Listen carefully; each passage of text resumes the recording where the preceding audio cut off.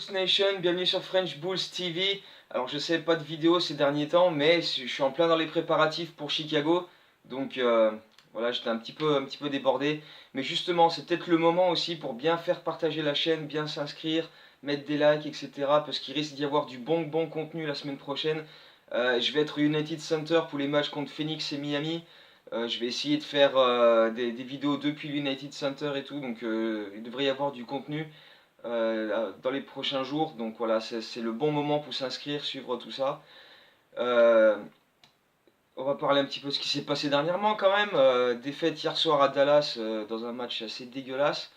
Et bon, c'est un peu dans la lignée des derniers matchs parce que franchement, sur les dernières prestations qu'on a vues, il n'y a quand même pas grand chose de très positif à retenir, offensivement en tout cas. Mais bon, je vais quand même parler d'un truc positif pour commencer. Depuis la défaite à Golden State il y a 2 semaines, enfin contre Golden State à 2 semaines où on a pris 149 points et on a pris une crevée de 25 points, depuis ce match-là, on est une des défenses les plus solides de la ligue, j'ai envie de dire. On est parmi les meilleures équipes au defensive rating, c'est-à-dire qu'on encaisse 103 points sur 100 possessions par match, ce qui est beaucoup mieux que ce qu'on avait en début de saison. Euh, Pourquoi? Eh ben, des changements dans les rotations déjà, c'est une des principales raisons. Quand tu décides de foutre Payne sur le banc pour mettre Arcidiacono qui avait déjà beaucoup de minutes mais qui devient en plus titulaire, bah déjà ça aide.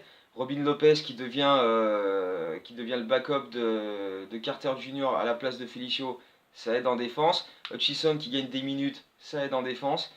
Donc, euh, donc voilà, des fois il n'y a pas de miracle, hein. Tu mets des joueurs qui savent défendre sur le parquet et ça défend mieux. Même si bon, il y a eu encore, il y a toujours forcément des moments où c'est un peu plus compliqué, et notamment les fins de match, mais bon, ça c'est l'expérience qui rentre, on va dire, parce qu'il y a quand même beaucoup de fins de match où on est encore là, où on est capable de gagner, et puis on les foire quasiment systématiquement, et c'est là que le problème se trouve, parce que on débute assez bien les matchs, la balle circule bien, il y a des bons screens, on trouve des paniers près du cercle, tout le monde se fait des passes, des extra passes, il y a des paniers démarqués.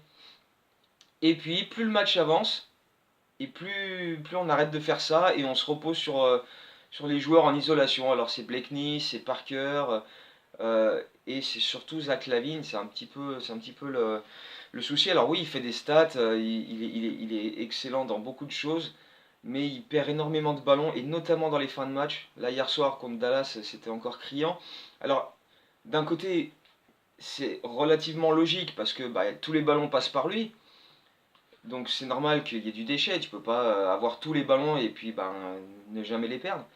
Mais bon, d'un autre côté, si on avait un coach capable de dire autre chose que filer la balle à Zach LaVine, isolation en fin de match et démerdez-vous comme ça, bah tout de suite ce serait plus sympa. C'est pas compliqué de mettre des systèmes en place avec des screens et dire à LaVine, oh tu peux aussi passer le ballon, c'est pas parce que tu es le meilleur joueur de l'équipe qu'il faut absolument que tu prennes tous les shoots, quoi. Tu peux aussi t'adapter, voir que hop, t'as deux gars qui viennent sur toi, donc t'as un gars démarqué dans ton équipe, tu lui files la balle, c'est pas compliqué.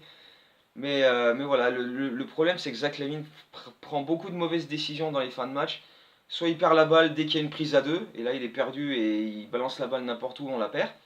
Soit il prend des tirs qui sont assez compliqués, des shoots à 5-6 mètres, des step back, enfin des trucs qui ont peu de chances de rentrer. Il en a mis quelques-uns, mais il en a aussi beaucoup raté. Et, et au final, on se retrouve à 4-10 avec plusieurs défaites sur le fil, alors qu'on aurait pu les gérer beaucoup mieux que ça, quoi. Euh, Par exemple, le match contre Cleveland, qui est quand même la pire équipe de la ligue, hein. Ils sont arrivés au United Center avec 1-10 et 0-5 à l'extérieur. On avait 16 points d'avance rapidement dans le match, et puis il a fallu se retrouver à jouer la dernière possession et un contre de Jabari Parker qui nous sort de la mouise. C'est quand même assez exceptionnel de voir des trucs pareils. Donc non, là, le niveau de jeu en ce moment, c'est franchement pas ça.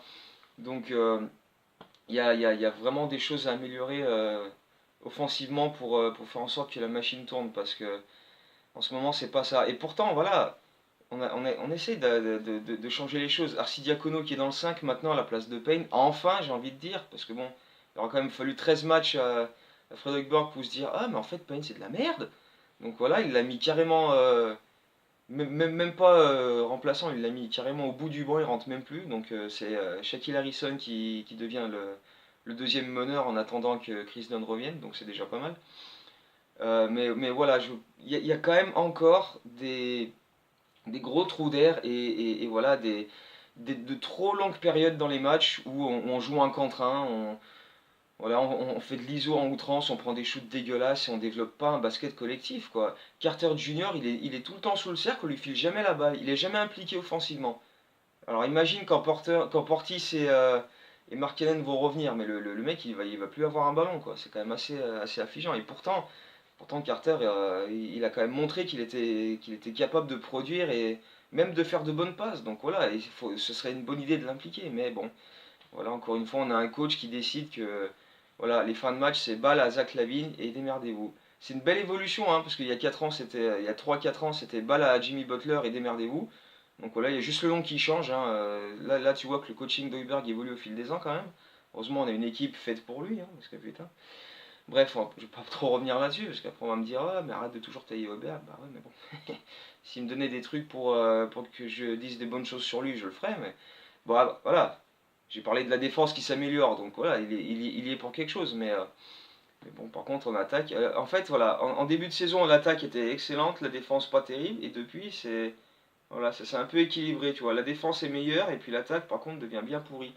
Donc ça fait quand même 4 matchs, 4 des 5 derniers matchs où on marque moins de 100 points, ce qui est quand même un exploit en NBA de nos jours, où tout le monde shoot dans tous les sens, où tout le monde bombarde, et où ça va à 200 à l'heure, et ça met des 115, des 120, des 130 points dans pratiquement tous les soirs. Donc voilà, c'est assez affligeant, mais bon, voilà, c'est comme ça.